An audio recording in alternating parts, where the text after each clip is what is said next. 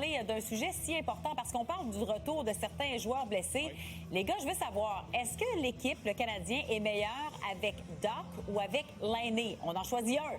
Oh. Renaud. On va y aller avec Kirby Dach. Est-ce que Patrik Laine a plus de talent? Évidemment.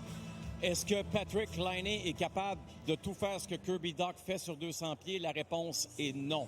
J'aime évidemment beaucoup ce que Patrik a fait avec les Canadiens la saison dernière en saison régulière, mais malheureusement, présentement, je n'ai pas le choix là, consciemment de dire que Kirby Dach aide beaucoup plus les Canadiens. Sinon, d'une manière ou d'une autre, il ne jouerait pas le match de ce soir, puis probablement que Patrik Laine jouerait. Renaud, question comme ça, qu'est-ce qui fait Dax sur 200 pieds au juste? Parce que je le cherche, puis je trouve qu'on lui donne beaucoup d'opportunités, puis c'est beau, le talent, puis... Hey! Qu'est-ce qu'il fait sur 200 pieds? Avant de se blesser, tout le monde disait il est de retour. On parlait jusqu'à quel point il était capable d'aider cette équipe-là. Il était engagé physiquement, il était engagé sur 200 pieds, faisait les petits jeux. Je le voyais patiner avec beaucoup de confiance. C'est la chose la plus importante pour lui, Max. Quand il n'a pas de confiance, c'est sûr que les choses semblent moins bien aller pour lui. Donne-lui un break, là. C'est juste 2 matchs. Il y en a eu des breaks là, depuis le début. Là. Puis Renaud, c'est vrai qu'il faut pas être ingrat non plus. Il revient de blessure. Puis le Canadien ne l'a pas nécessairement mis dans une situation favorable pour son retour. Tout de suite sur le premier trio. Disons que tu as les projecteurs braqués sur toi très rapidement. Pour ma part, je trouve que le Canadien en santé, avec Newhook qui serait là, pour moi, c'est ni l'un ni l'autre. Les deux n'ont pas leur place dans l'alignement. Pourquoi? Parce qu'il y a un embouteillage dans la formation. Il y a des joueurs qui en donnent plus, ça correspond un petit peu plus à l'identité qu'on essaie d'avoir dans l'équipe. Je sais que c'est un gros bonhomme, mais son intensité puis son degré de compétition, on le voit une fois de temps en temps, comme sur le but de Caulfield l'autre soir, de Suzuki, pardon. Renaud, c'est pas assez. Renaud, je suis d'accord avec toi. Là, il y a eu des bonnes séquences dans sa carrière, mais à un moment donné, il faut arrêter d'attendre. On fait juste attendre, on espère qu'il se remette en forme puis qu'il retrouve sa confiance. Sur une durée d'1 an, c'est une affaire. Sur une durée de 4 ans, c'en est une autre, à un moment donné. Là. C'est 35 matchs qu'il a raté, les gars.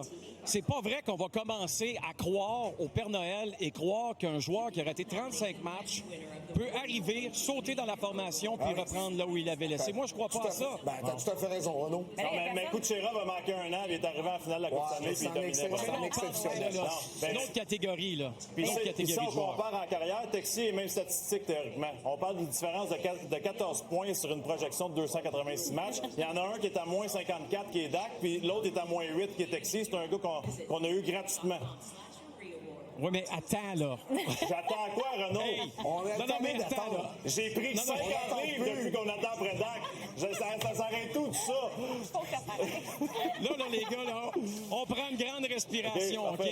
On peut-tu s'en reparler, mettons, le dernier match avant, peut-être, les Jeux Olympiques? S'il joue comme il a joué... Mais tu comprends ce que je veux dire? Ouais. On peut-tu lui donner la chance, peut-être un 5-6 matchs de... oui. Puis après ça, on évaluera. Mais il a le talent, Renaud. On se donne pas rendez-vous dans 10 ans, Renaud. On va le voir, là, à un moment donné. Mais là, il n'y a personne qui prend Laine pour l'avantage numérique. Je voulais en venir à ce point. Ah, OK, parce que ça serait temps qu'on vienne à ce point-là. Non, mais il y a plus sa place. Qui t'enlève du premier avantage numérique? Voilà.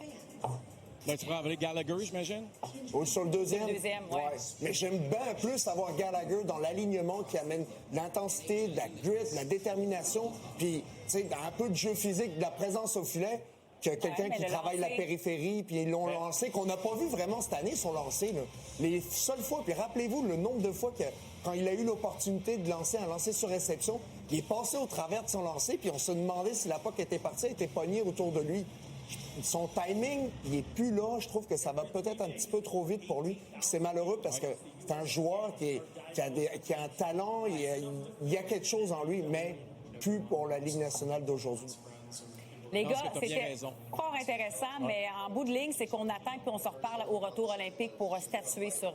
C'était avant le rendez-vous, je pense. C'était avant? Pas le choix. OK. Renaud, je t'appelle dans 10 minutes.